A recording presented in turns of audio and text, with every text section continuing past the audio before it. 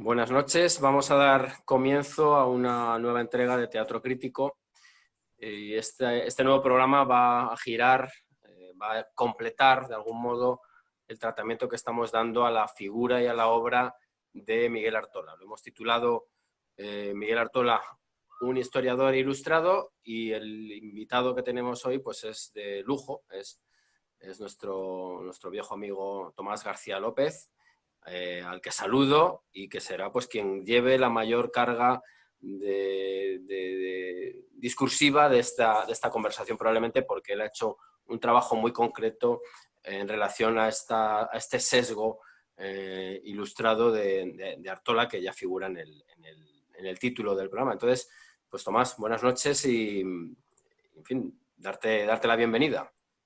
Pues nada, muchas gracias, Iván, y nada, encantado de por fin haberme conectado con vosotros, que ya lo estaba echando en falta, pero bueno, más vale tarde que nunca, ¿verdad?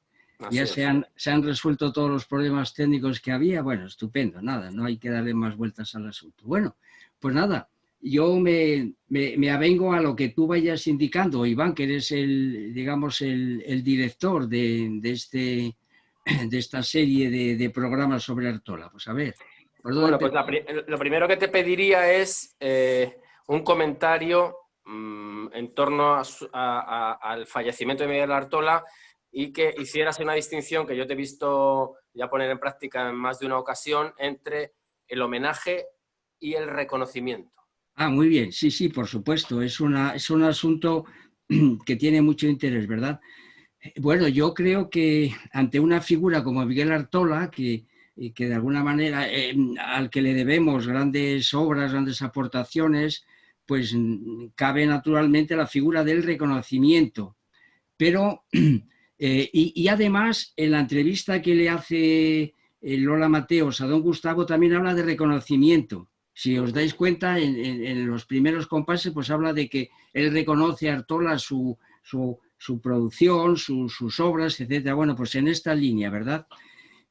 Pero, sin embargo, yo particularmente me inclino a decir que no podemos hacerle un homenaje, ¿no? Porque el primer analogado del término homenaje supone fidelidad. Claro, es el juramento de fidelidad. Claro. En este caso a sus doctrinas, ¿verdad? Que están disueltas en su obra histórica, ¿verdad? Y entonces aquí no cabe fidelidad y tampoco emulación en el sentido, podríamos decir, filosófico de la palabra. Por tanto, le reconocemos y hacemos un recorrido por toda su obra. Por supuesto que Iván y Marcelino ya la han emprendido y han dejado las cosas muy allanadas. En este sentido yo pues estoy en ventaja porque he escuchado con mucha atención el programa que hicieron, y se me ocurriría decir lo siguiente, que estamos en un programa cuyo título, Teatro Crítico, pues es una figura relevante del pensamiento público español y que nada tiene que ver con la crítica de la razón pura de Kant. Vamos, esto que quede bien claro, es la crítica española, podríamos decir, ¿verdad? Y que don Gustavo ha sabido perfectamente recuperar con todas las de la ley. Decir que dentro del rótulo Teatro Crítico, pues a lo largo de sus diferentes versiones, pues se han hecho muchos reconocimientos y muchos análisis de personajes y de obras, claro, naturalmente. Voy a decir rápidamente que antes de que realmente se lanzara a este Teatro Crítico, pues unos años antes, en el 2005, ya teníamos en Teleavilés un programa que era La Espuela, y allí ya empezamos precisamente a tener en cuenta esto que sería pues un reconocimiento de... Y recuerdo que en el 2005, cuando fue nombrado el cardenal Ratzinger Papa Benedicto XVI, don Gustavo, que en aquel día teníamos un teatro crítico sobre educación o algo así. Y entonces, cuando nos enteramos de la noticia, don Gustavo y Marcelino pues hicieron un reconocimiento a Ratzinger, al cardenal, y una semblanza de su obra y de su... O sea que ya se arranca de ahí, ¿no? Luego después, en Oviedo Televisión, supongo que todo el mundo recordará la cantidad de teatros críticos que hicimos en torno al análisis de la obra del propio don Gustavo, ¿eh? Es decir, que no lo puedo mencionar. Y luego ya finalmente, para terminar, para que se vea la distinción entre reconocimiento y homenaje, en la última etapa, ya con Teleasturias, pues hicimos un reconocimiento muy importante, por ejemplo, a Levi Strauss, otra vez Marcelino, don Gustavo y yo, en 2 programas donde hicimos un recorrido por toda su obra. Claro, no queda más remedio, pero nosotros no podemos en absoluto rendirle homenaje porque no participamos del mito del buen salvaje, como es lógico, y entonces pues sabemos que Levi-Strauss pues lo situamos en el ámbito de la etnología y utopía, claro, sin duda alguna. Y hicimos un homenaje a José María Lasso. José María Lasso, ¿por qué? Porque a juicio de don Gustavo, pues era el prototipo de un filósofo mundano muy acercado a la escuela de Oviedo y muy fiel y es estoico a la vez. O sea que concluían, y ahí sí que le hicimos un verdadero homenaje a José María Lasso. Entonces, y luego yo en la EFO, recuerdo que en el año 2017 también con el título Homenaje a Gonzalo Puente Ojea, yo mantuve la tesis de que yo no podía homenajear a Puente Ojea, sino que le hacía un reconocimiento. Hicimos lo mismo, un recorrido por la obra. Bueno, pues dicho todo esto, esto es lo que a mi juicio hay que hacer con Miguel Artola, que es un personaje pues, de enorme importancia, que ha, con una cantidad de producción que hay que tener en cuenta, y que una escuela de filosofía como la de Oviedo, que entre otros grandes asuntos se ocupa de la filosofía de la historia, pues no puede pasar desapercibido un historiador como Miguel Artola, y se trata de eso, claro, naturalmente, de hacerle un reconocimiento demostrando que los miembros de esta escuela pues hemos estudiado su obra y que naturalmente la enjuiciamos. Esta es la cuestión.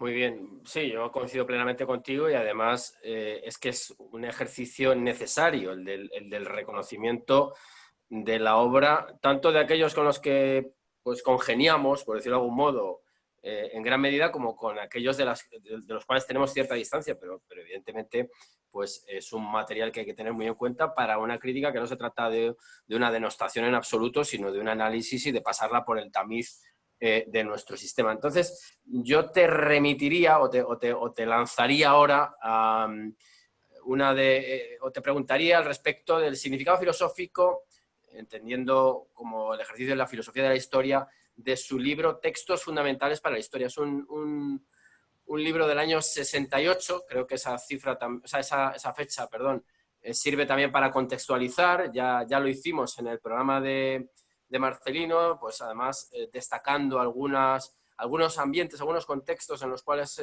se movió Miguel Artola, y quizá en esta obra, insisto, del 68 ya estarían plasmadas aquellas influencias, ¿no? Entonces, ¿qué podrías tú decirnos al respecto de esos textos fundamentales para la historia, obra de Miguel Artola, Tomás?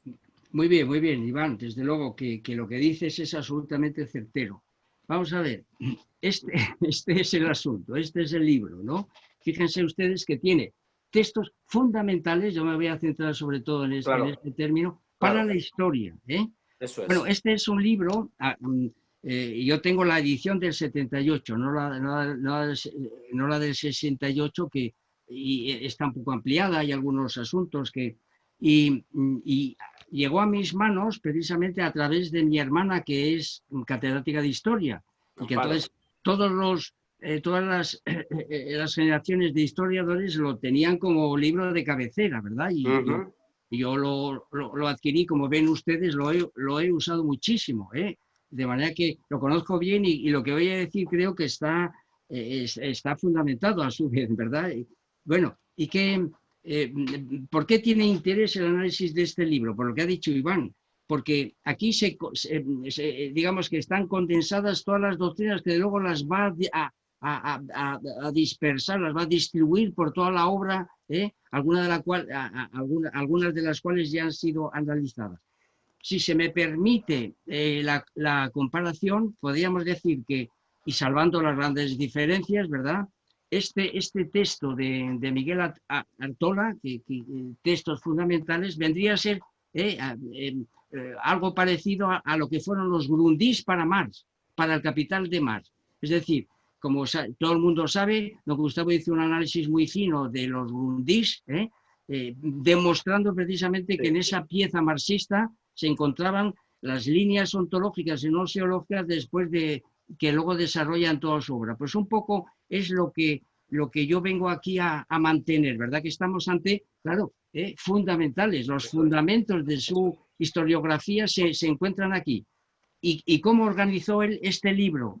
Seleccionando textos filosóficos, claro, ahí está. O sea que aquí nos encontramos desde San Agustín hasta Marx. Termina con Marx, empieza con San Agustín, pero claro, están todos los grandes pensadores, ¿verdad? Sin duda alguna. Es decir, Platón, Aristóteles, bueno, pues Santo Tomás, en fin, los racionalistas que él llama, bueno, en fin, los empiristas, Adam Smith, etcétera, ¿no? Están aquí todos los filósofos, pero el asunto está precisamente en que cada uno de los tiene 18 capítulos, cada uno de los 18 capítulos, en cada uno de ellos selecciona textos, algunos de ellos muy oportunos, sin duda alguna, por eso el reconocimiento, yo se lo tengo que reconocer, porque cuando había que hacer una presentación de historia de la filosofía, pues acudir a uno de los capítulos de Artola, pues era casi obligado, ¿verdad? Claro. Bueno, pero la cuestión es que Artola a esa colección de textos le pone un escrito, vamos, en una palabra, que él, esos textos que ha seleccionado, pues los tiene de alguna manera interpretados. Él hace una interpretación de esos textos y aquí es donde vamos, ahí es donde deposita él sus doctrinas, que vamos a ver en qué consisten. Voy a seleccionar pues media docena de ellas para que veamos claramente cómo es todo lo que hace después Artola, además de su actividad historiográfica, que es digna de ser reconocida, ¿verdad? Pues cómo en esas obras pues están disueltas estas doctrinas. Fíjense ustedes, en el primer capítulo, por ejemplo, vamos a empezar por el primer capítulo, ¿verdad? Porque es muy importante, porque se titula de la siguiente manera: la formación de los poderes universales de la Iglesia y el imperio. Y entonces él selecciona textos muy oportunos, claro, naturalmente el edicto de Milán, de Tesalónica, pues la obra de Carlomagno, pues la ciudad de Dios, la obra de San Benito de Nursia, de Gregorio Magno, es decir, que hay naturalmente pues una cantidad de textos muy oportunos e interesantes que yo por esto tengo que hacer el reconocimiento de que muchos de esos textos los he utilizado, pero ¿qué ocurre? Pues que precisamente en ese escrito introductorio a ese conjunto de heterogéneo de textos que ha seleccionado él, pues desarrolla una teoría del imperio. ¿Y cuál es esta teoría del imperio? Pues una teoría ficticia del imperio. ¿Por qué es ficticia? Pues porque para él la idea de imperio, digamos que se realiza plenamente con Carlomagno. Claro, claro. Carlomagno. Digamos, para él imperio es sinónimo de Carlomagno. Y entonces, digamos que desatiende lo que en aquel momento,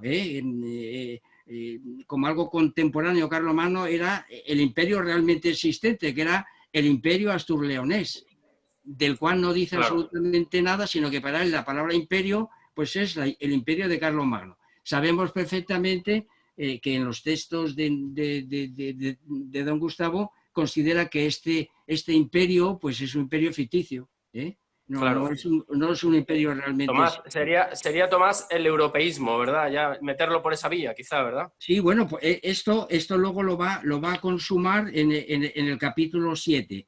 Pero si se me permite, esa misma idea de la teoría ficticia del imperio la desarrolla en el capítulo 3, que lo titula así como la lucha por el dominum mundi. Y entonces ahí lo que hace es decir, bueno, pues hay una traslatio imperii de Carlomagno a Otón, y seguimos en las mismas, y después el concordato de Bonn. Bueno, esta es la cuestión, ¿verdad? Que sigue con la idea esta de que el verdadero imperio pues es lo que nosotros entendemos por imperio ficticio, vamos, en una palabra, ¿verdad?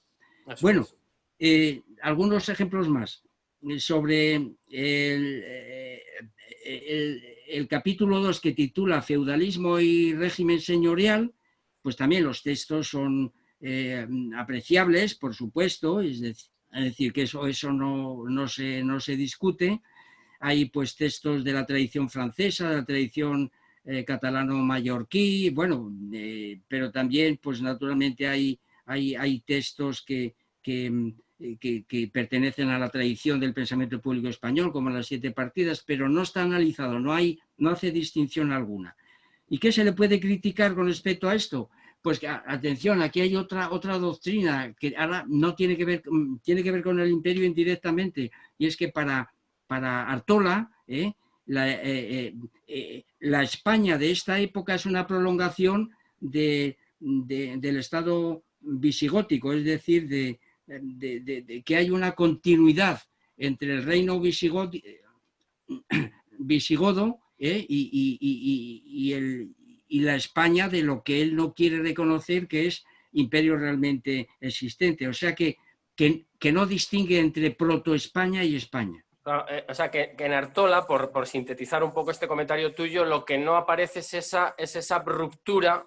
Esa anamorfosis. Claro, efectivamente, claro. Que sí aparece en la obra de Bueno, España frente a Europa, que por cierto es una continuidad, un comentario que te hago, Tomás, que yo he detectado también en la obra de la ahora muy de moda, el abad del Valle de los Caídos, Santiago Cantera, con su obra al respecto de los visigodos, porque ahí la perspectiva que se adopta en esas historias es la perspectiva netamente religiosa. Entonces, en cuanto haya continuidad católica, entienden que hay continuidad pues de esa España. Entonces, lo que se ve es que desde diferentes posiciones, que no es la posición de Artola, sí que se establece esa continuidad con el mundo visigodo, que nosotros negamos precisamente por la introducción de esa figura que tú acabas de citar y que está perfectamente desarrollada esa teoría en el España frente a Europa, ¿verdad? Eso es, Artola ve continuidad. Y entonces, claro. Esto no lo podemos aceptar ni desde nuestra óptica, claro. Y luego pues habla de la Cataluña carolingia, algo así como que lo que ocurre en España ocurre gracias al manto de Carlomagno. Claro. Otra vez esa teoría del imperio ficticio, como si no, como si no hubiera habido una fricción realmente existente entre el imperio astur-leonés y Carlomagno, vamos, que no. Claro, y desplaza, digamos, el núcleo originario imperialista de los focos norteños cantábricos a ese foco europeo, ¿verdad? Sí, además en su frontera con Cataluña. Eso también es importante de analizar, ¿verdad? Bueno, ¿qué otra cosa se le puede...? Bueno, y luego, claro, lo que yo en este capítulo exagera lo que yo llamaría vamos a empezar por ahí, el fundamentalismo jurídico. Los textos son todos de derecho. El hecho de que esté continuamente con García Gallo, la historia del derecho español, pues ya lo dice todo, ¿no? Es decir, parece como que ese periodo que él llama feudalismo se tuviera que explicar fundamentalmente desde el derecho y no desde otros componentes de carácter pues, militar, económico, político, etcétera, ¿no? Esto con respecto a los capítulos. Luego hay otro asunto importante que sí que me gustaría comentar, es a propósito precisamente del Renacimiento. El capítulo 6, que lo titula él el Renacimiento y que viene precedido por lo que podríamos llamar, lo que él llama la recepción de la cultura clásica, derecho y filosofía, los capítulos 4 y 5, ¿verdad? Pues, ¿qué es lo que hay que criticar aquí? Que él habla de la recepción de la cultura antigua, ¿no? En el ámbito de la filosofía y en el ámbito del derecho. Y no se da cuenta que recurriendo yo a los 6 sistemas genéricos que aparece en la obra de don Gustavo, la metafísica presocrática, claro, el paso de la Edad Antigua a la Edad Media es absolutamente morrocotuda, precisamente en relación a una pieza fundamental que hoy día se está discutiendo, el ego trascendental. Claro, para los filósofos antiguos ya sabemos dónde colocaban el sujeto trascendental, porque es la materia esa naturalista la que lo contiene todo, mientras que el pensamiento cristiano hace una inversión, no recoge eso, sino que produce una revolución absoluta. Y entonces el ego trascendental es lo que contiene todo. Bien, es verdad que lo diviniza, es la figura de Dios, pero bueno, que ese capítulo 4 y 5 hay que cogerlo con cautela, porque él habla de recepción y no hay tal recepción. Bueno, entonces pasamos a ese capítulo 6, donde él hace un recorrido por el Renacimiento. Y entonces, ¿qué tenemos que decir?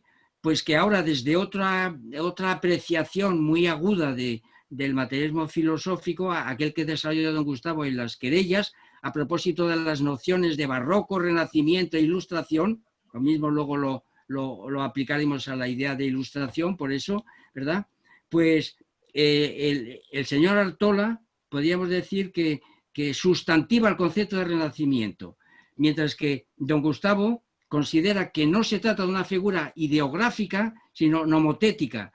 Lo mismo pasa con el barroco y con la ilustración, porque lo que hace don Gustavo es precisamente dotar a esas nociones de unas notas distintivas que pueden ser encontradas en otras épocas de la historia, de manera que no se puede sustantivar en un simple momento histórico, ¿verdad? Bueno, ¿y qué es lo que me ha preocupado a mí de este capítulo, que lo he seguido con muchísima atención? Pues que en él aparece otra de los vicios propios de los historiadores españoles, lo que podríamos llamar síndrome de Estocolmo, ponerse siempre del lado del enemigo, Eso es. y no reconocer pues cosas que han ocurrido en nuestra sociedad política y que él pues ni las considera. Por ejemplo, en la antropología renacentista, pues hay textos de Marsilio Ficino, de Pico de la Mirándola, de Pompanazzi, pero por ejemplo no hay ni una sola referencia a un antropólogo renacentista 100% como Gómez Pereira. Por ejemplo. Es decir, que no hace mención absoluta. Luego,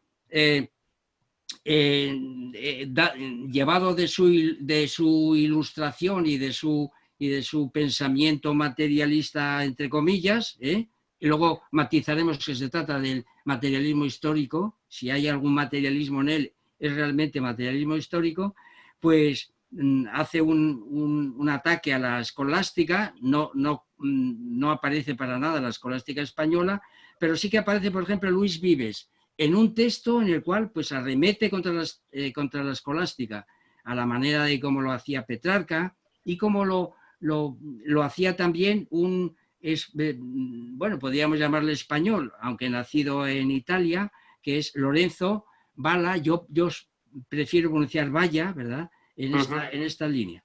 Después, es algo realmente asombroso que en lo relativo a lo que sería el tratamiento de la teología, pues ahí aparece Erasmo de Róterdam. En tanto en cuanto lo verdaderamente sorprendente del Renacimiento es la versión de Erasmo de Róterdam sobre el Nuevo Testamento, es decir, algo realmente increíble. Y entonces la escolástica española pues tampoco aparece en absoluto. Otro capítulo, por ejemplo, el relativo a la mística.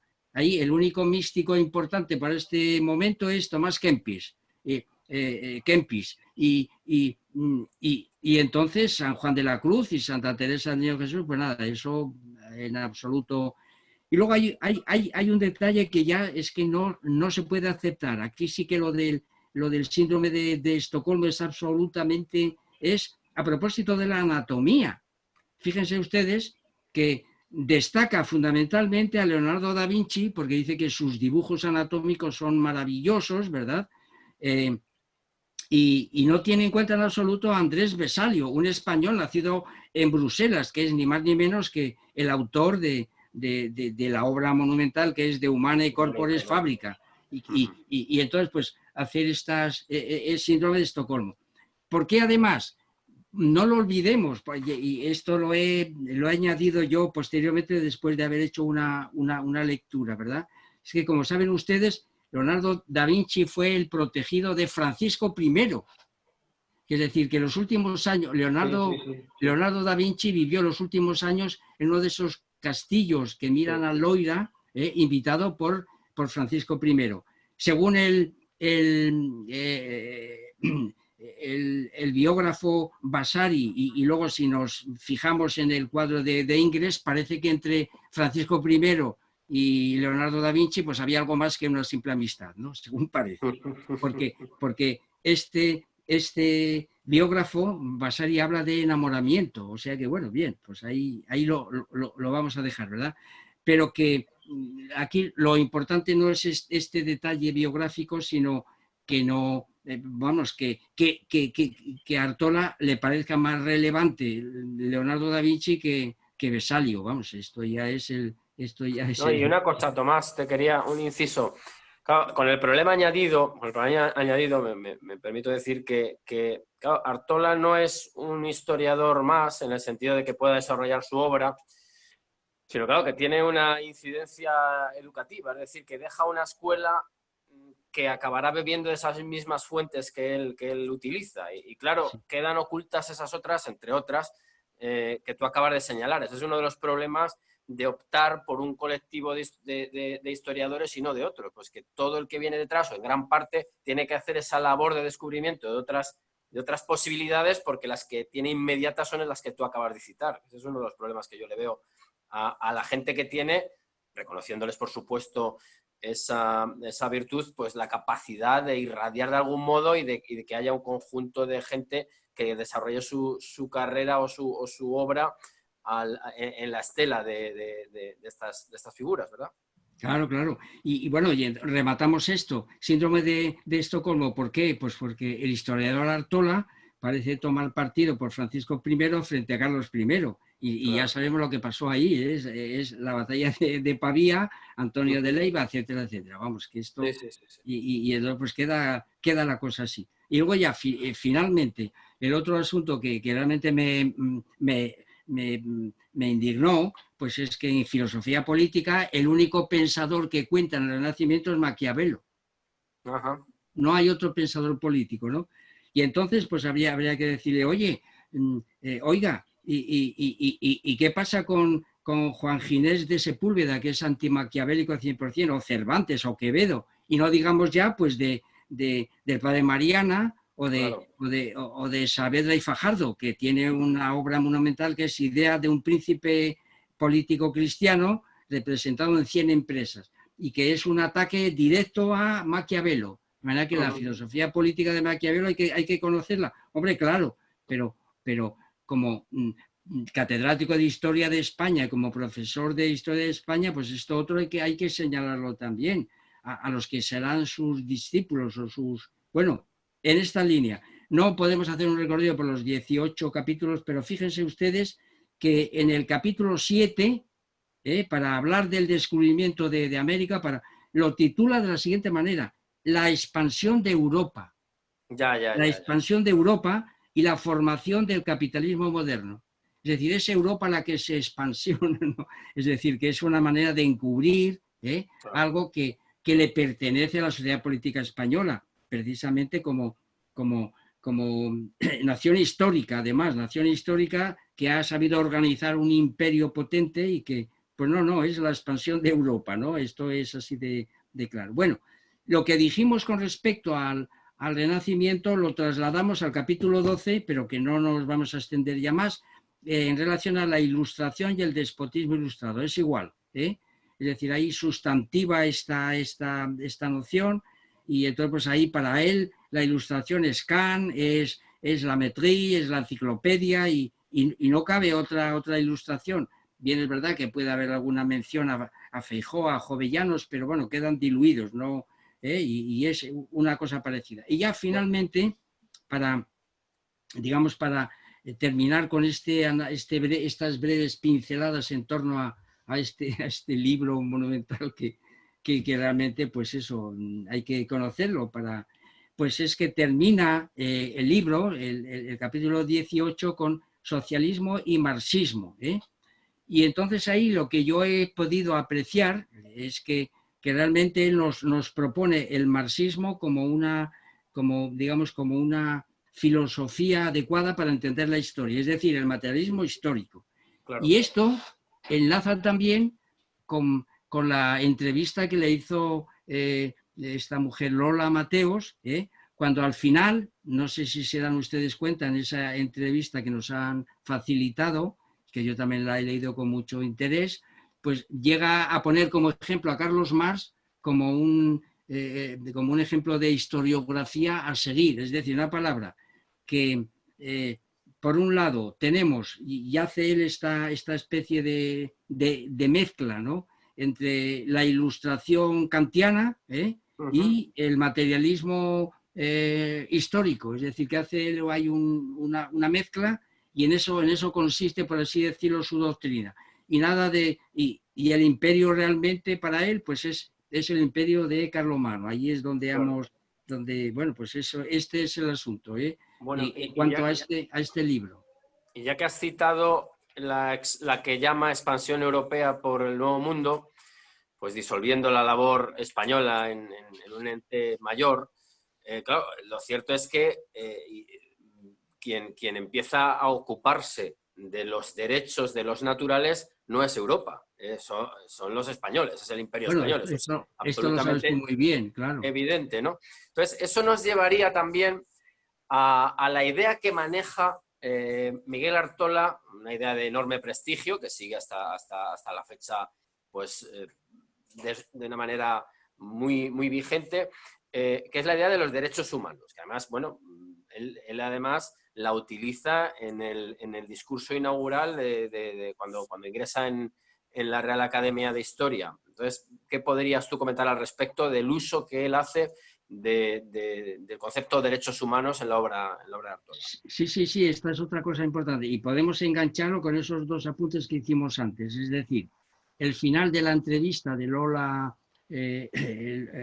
Mateos en relación a la figura de Marx, cómo termina él, textos fundamentales sobre la historia. Bueno, hay que decir, por supuesto, que esta obra se sigue usando, vamos, Claro. siguen apareciendo ediciones y ediciones, y todos los historiadores pues creen que están ante pues, los fundamentos de la historia. Vamos, esta es la cuestión. Y si esto sirve para que, pues yo qué sé, los historiadores, ¿no? Bueno, realmente mi hermana, por ejemplo, cayó del caballo cuando leyó España frente a Europa. Claro. Es decir, ella tenía este manual, como lo ocurría con todos los historiadores, y al leer España frente a Europa, pues dice, claro, esto queda completamente relativizado, lo digo como ejemplo. Bueno, pues a la pregunta que me haces, efectivamente, como nosotros disponemos, bueno, porque nos lo ha proporcionado el profesor Bueno, ¿verdad?, una teoría de los derechos humanos, y es decir, una clasificación, clasificar es criticar de 16 posibilidades, un hipercubo materialista, pues por lo que dice en ese famoso discurso de entrada a la Real Academia de la Historia sobre los derechos individuales, que los hace coincidir con los derechos humanos, y que además curiosamente dice que la gran fuerza de este liberalismo materialista, ¿no?, vamos a llamarlo así, de este liberalismo materialista que él practica, esa doctrina de los derechos humanos no es ni más ni menos que la propia doctrina de los derechos naturales que están ahí en los seres humanos y que de alguna manera pues afloran y ya está. Pero resulta que si escuchamos si leemos atentamente el texto donde él habla de los derechos individuales, pues nos damos cuenta que por lo que dice, habría que catalogarlo precisamente en el primero de los modelos, aquel que don Gustavo pues califica del marxismo frente al modelo 16. O sea que aquí casan las cosas. ¿Por qué? Pues porque él considera que son absolutamente constitutivos los instrumentos legales, es decir, que sin leyes esos derechos naturales no podrían nacer, por así decirlo. pero que resultan de reivindicaciones. Es decir, que aunque los llevemos dentro, claro, por eso él hace una mezcolanza enorme entre, pues qué sé yo, entre Rousseau y Marx, ¿verdad? Pues aunque los llevemos dentro, aunque los, pues esto, son resultado de reivindicaciones y por supuesto se ciñen a listas, a enumeración de estos derechos y que además, pues claro, es una realidad procesual y que Claro. entonces pues han ido cambiando a lo largo de la historia. Bueno, una palabra.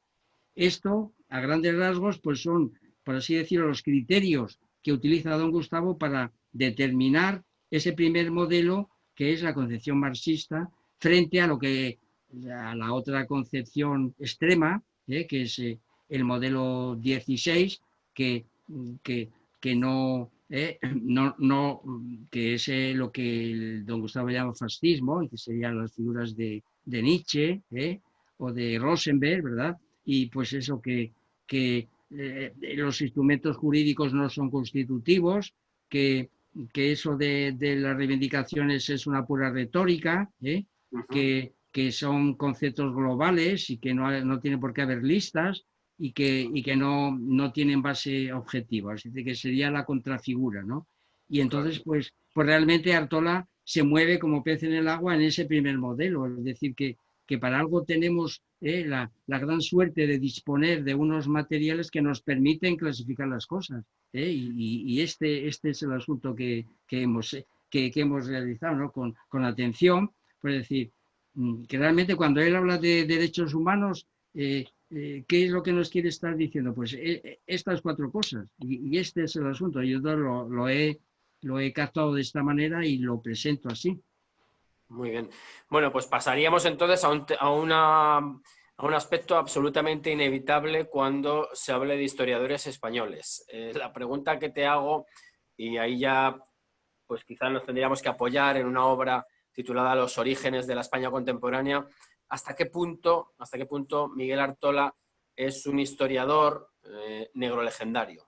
¿Qué impacto tiene? ¿Qué influencia? ¿Qué sesgo tiene la obra de Artola? Sí, sí. Aparte de que en esta obra él explica, pero no vamos a detenernos en ello, ofrece él podríamos decir, una gnoseología de la historia, pero que no vamos a detenernos en esto.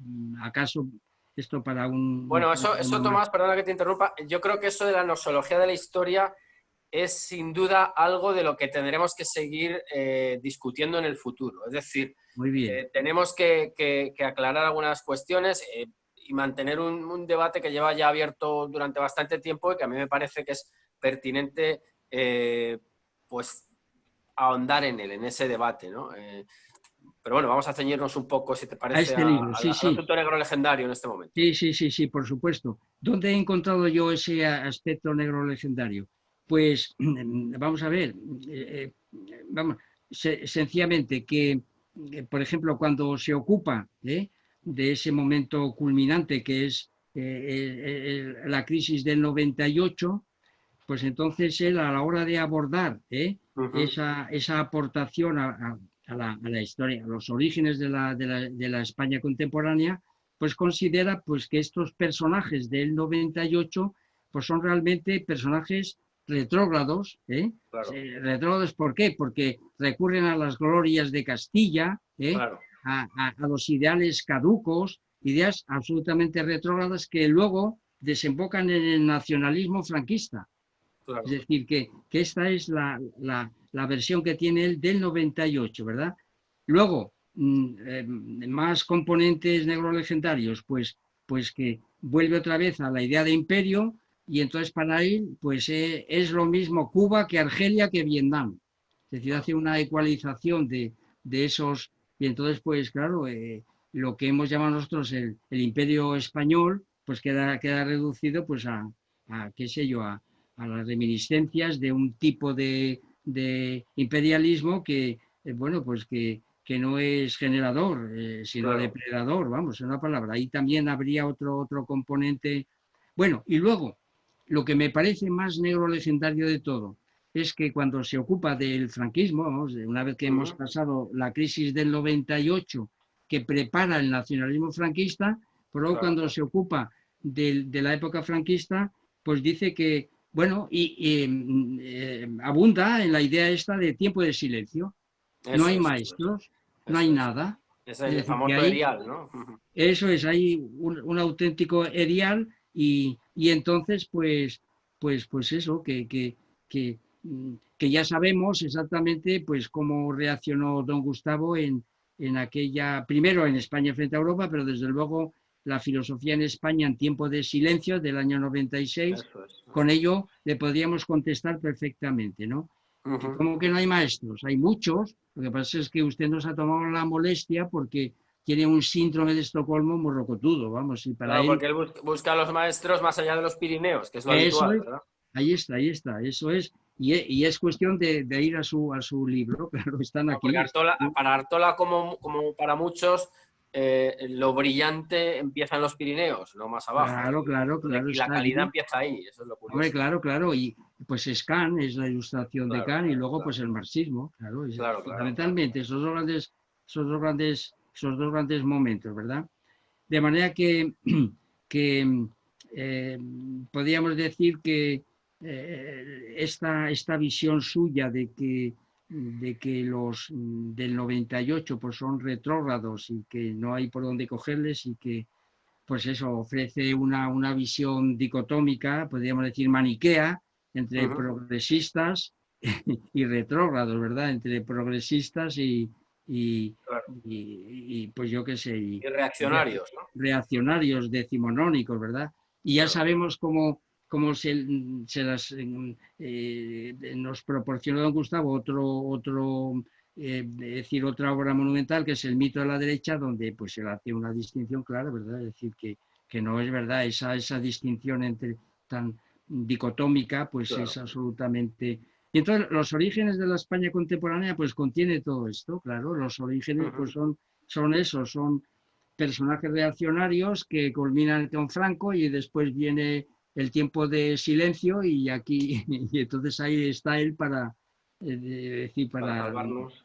para mostrarlo, ¿no? Para mostrarlo, eso es. Bueno, tendríamos entonces que avanzar probablemente a otra obra muy importante en él, en su trayectoria, que es La monarquía en España, donde además es un texto en el cual probablemente lo que se pueda es abordar desde la teoría de las instituciones. Me parece a mí que es un prisma que puede ser fértil a la hora de acercarse a esta obra. Pues sí, sí, claro que sí, por supuesto. En principio, para él la monarquía, pues dice que es una institución que evoluciona, eso es verdad, y que hace pues un recorrido por todos lo que podríamos llamar los órganos legislativos y ejecutivos. Es verdad que hace un recorrido pues por las curias, la, la corte, los consejos, los ministerios, los regimientos, las audiencias, las capitanías, los virreinatos, y en ese sentido, pues bueno, es de reconocer que ese cúmulo de análisis que hace, pues no son en absoluto despreciables, ¿no? Sin duda alguna. ¿Por qué? Pues porque aunque él habla de una institución única, sin embargo, pues descubrimos el enjambre de instituciones que hay al respecto. Pero a veces da la impresión, y esta es la primera crítica que se le podría hacer, que utiliza la idea de monarquía o la idea de institución monárquica como un término unívoco, ¿verdad? Como que no Claro. hubiera, pues yo qué sé, analogados importantes, ¿verdad? Y este sería la primera, podríamos decir, la primera crítica que podríamos hacer a esta obra suya, ¿verdad?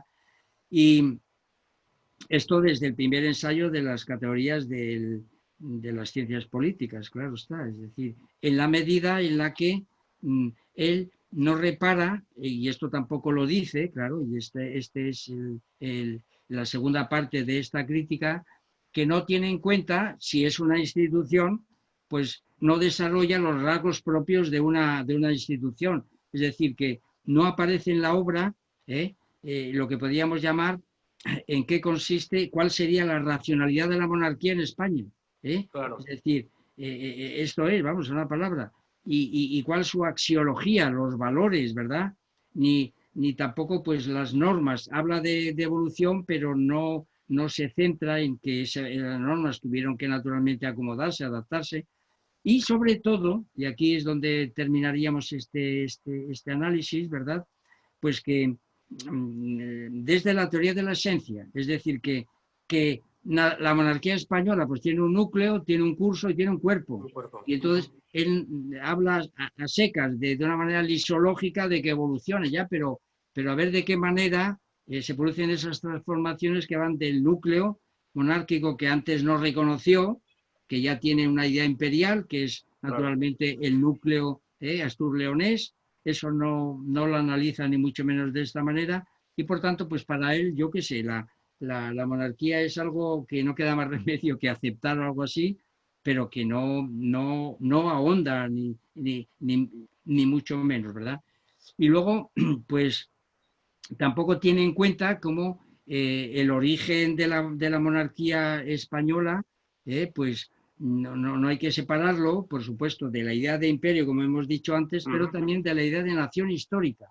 Y eso él tampoco lo sabe matizar, no tiene esa categoría para darse cuenta de que es absolutamente compatible el imperio con la nación histórica. No puede haber todavía, naturalmente, nación política, pero esto yo creo que queda así muy en el aire, y es de resaltar pues, el recorrido que hace por los diferentes aspectos de la monarquía española, de los diferentes apartados, los ministerios, los regimientos, etcétera, pero desde luego una teoría, desde la teoría materialista de la sociedad política, entendida precisamente a partir de su cristalización en una monarquía, pues no.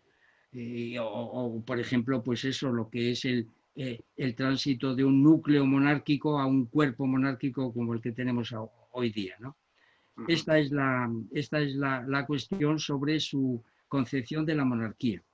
Bien, entonces yo te reorientaría, te dirigiría hacia otra obra que además, como vamos viendo, ya se va ajustando, ¿no?, a los momentos ideológicos por los que atraviesa la sociedad española, o una obra titulada Constitucionalismo en la historia, y ahí yo te pediría, o te pido, vamos, que distinguieras las huellas de formalismo político y fundamentalismo ético que tú hayas hallado en ellas. Lo digo porque esos son dos de las constantes que se perciben todavía en nuestra actualidad.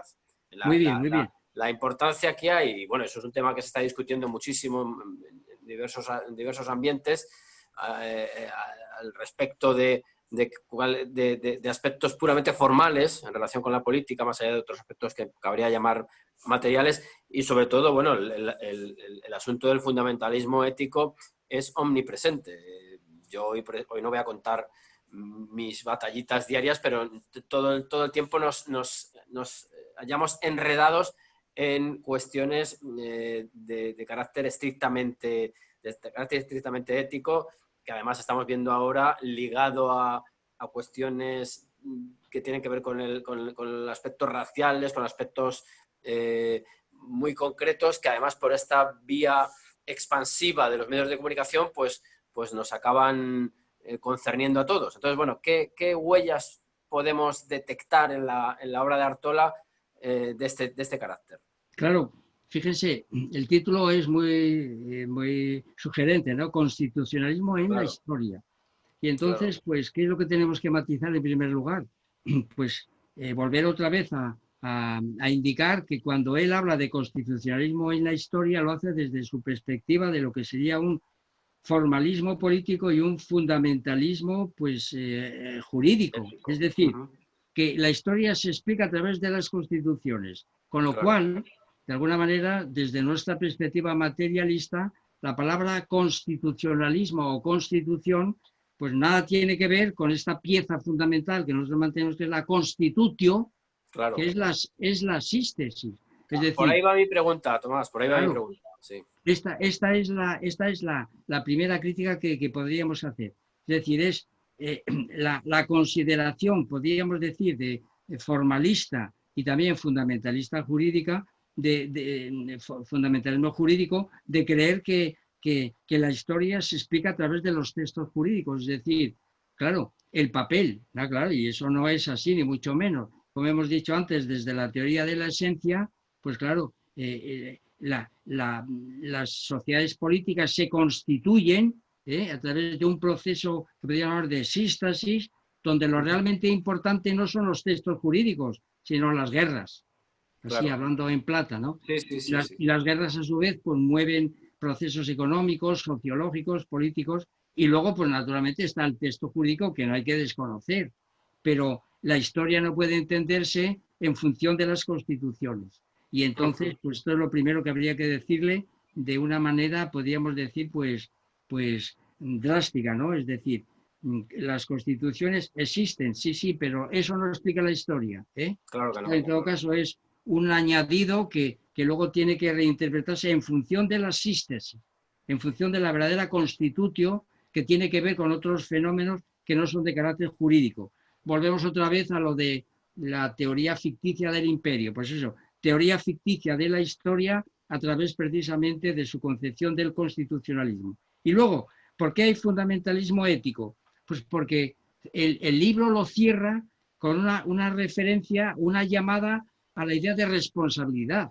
Dice, Ujú. es que realmente las constituciones en España pues tendrían que mover a la responsabilidad de los españoles para que, en fin, para que se avengan, para que no volvamos a tener enfrentamientos. Bueno, una cosa que se sale completamente de Y, lo que es la historia, es decir, y ya se mueve, ahí ¿sí? Tomás, él estaría ya más en una condición de ideólogo que de historiador, Hombre, ¿consideras? claro, claro, ¿Verdad? Ujú. totalmente, totalmente. En la idea, pues eso, de que buenas son esas constituciones, siempre que aparezca, pues que la idea esta de el pueblo y estas Claro. cosas que él también maneja, ¿no? Y entonces, pues cuando, o los derechos humanos de los que habló antes, ¿verdad? Claro. Cuando una constitución recoge, pues todos los derechos singulares del pueblo español, porque todos tenemos una constitución adecuada, y entonces esa nos tiene que hacer recapacitar y nos tiene que pues, llamar a la responsabilidad y que pues en nosotros está el que podamos convivir adecuadamente. Bueno, Ah, estas doctrinas que son...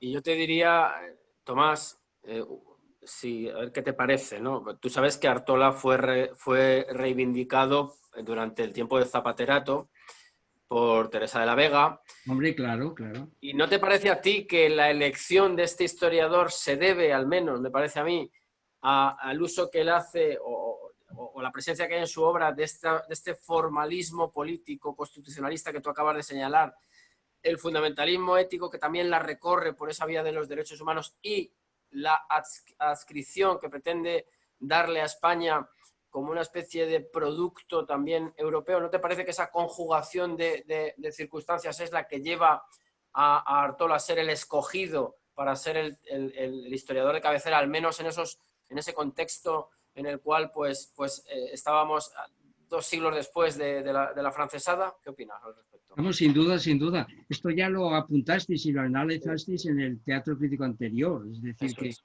cuando analizasteis el libro de los afrancesados. Claro, naturalmente, eso es, eso es. Y lo que decíamos antes, es decir, que el Partido Socialista Español pues ve una curiosa coincidencia entre el marxismo y la ilustración, o lo que es Uh-huh. lo mismo cree que es una continuidad, que se trata de sistemas que se pueden enganchar y si a esto añadimos este fundamentalismo ético y este europeísmo y pues tenemos el resultado final, es el historiador adecuado para Claro. esa socialdemocracia oportunista que ve en este historiador pues una tabla de salvación, claro, Uh-huh. para todo lo que estaban haciendo, sin duda, claro. Y en ese sentido, pues Artola, sin quererlo, se convierte en el ideólogo de aquel régimen de Zapatero, vamos, sin duda. Eso es, eso es. Bueno, pues te haría una última pregunta, sin perjuicio de que en el futuro volvamos sobre estos aspectos que están gravitando sobre este tipo de debates y conversaciones. Vamos a ver, en el año 2010, Miguel Artola pronunció en el Club de Prensa Asturiana de Oviedo una conferencia a propósito del proyecto político de Jovellanos. Ahí irrumpe también otra de las ideas que llevan unos años muy sobre la mesa, a mi juicio, con mucha ambigüedad alrededor, que es la idea del liberalismo, que a mí me ha parecido siempre, o bueno, o en muchos momentos, una forma de escapar del habitual maniqueísmo del panorama político español, una especie de tercera vía alejada de lo que se entendería por progresistas y reaccionarios. Esta sería otra vía. Entonces, ¿qué puedes comentarnos sobre esa intervención de Artola o la visión que del liberalismo tiene Artola? Porque Sí, además ya sabemos que el liberalismo es esencial y en la obra de Bueno pues es tratado como una de las corrientes de sí. izquierda. Esto, además de su conferencia en el año 2010, contamos con un texto que es lo que él contestó al periodista allegado nuestro, que es Javier Neira, ¿no? Que le hizo unas cuantas preguntas muy oportunas y en función de ese texto, pues podemos, y de lo que él dijo en la conferencia, que no sé si estará grabada, creo que no, pues sí que podemos decir pues algunas cosas, ¿verdad? Es decir, que a propósito de Jovellanos, pues él hace una construcción de la idea del liberalismo como algo contrapuesto a los monárquicos y los liberales, ¿no? Es decir, un, eh, una dicotomía insalvable, ¿no? Monárquicos y liberales, ¿verdad? Y a su vez luego identifica a los liberales con los ilustrados. Con esto ya tenemos todo. Es decir, que los monárquicos pues no son ilustrados, son unos carcas, es decir, que tienen, bueno, con esto ya enlazamos lo que piensa sobre la monarquía, sobre el imperio, etcétera, etcétera, ¿no?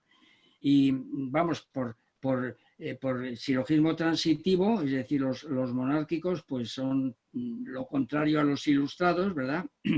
Y además, esto por un lado, vamos, lo que dijo ahí fue sencillamente esto, bueno, pues que Jovellanos pues estarían dentro de los ilustrados y que él quería, en todo caso, pues una monarquía constitucional, vuelve otra vez a incidir sobre la Constitución, pero ¿qué crítica le haría yo? Además de esta, ¿verdad? De esta concepción dicotómica, de esta manera de enfrentar a los liberales con los monárquicos, ya, pues sencillamente que vuelve otra vez, como has dicho tú muy bien, pues a recurrir a los conceptos unívocos. El liberalismo para él es una cosa unívoca y enfrentada a otro concepto que también tiene, pues naturalmente, muchas modulaciones, que es la de los monárquicos, ¿verdad? Bueno, ¿y cuál sería esta última crítica que yo voy a esgrimir aquí? Pues que, por ejemplo, referido a Jovellanos, no se da cuenta Artola que pertenece Jovellanos pues, a una variante, a una modulación del liberalismo que nosotros hemos tipificado, don Gustavo, en el mito de la derecha, como la izquierda liberal. Eso La es. izquierda liberal.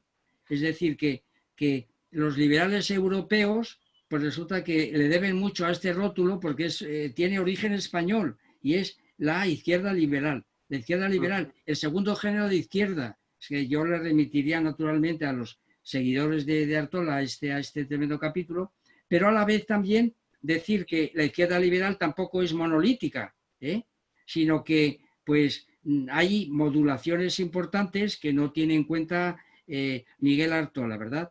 Y es, por ejemplo, la distinción, sin ir más lejos, sin salirnos de la figura de Jovellanos, entre Jovellanos y Martínez Marina, por ejemplo.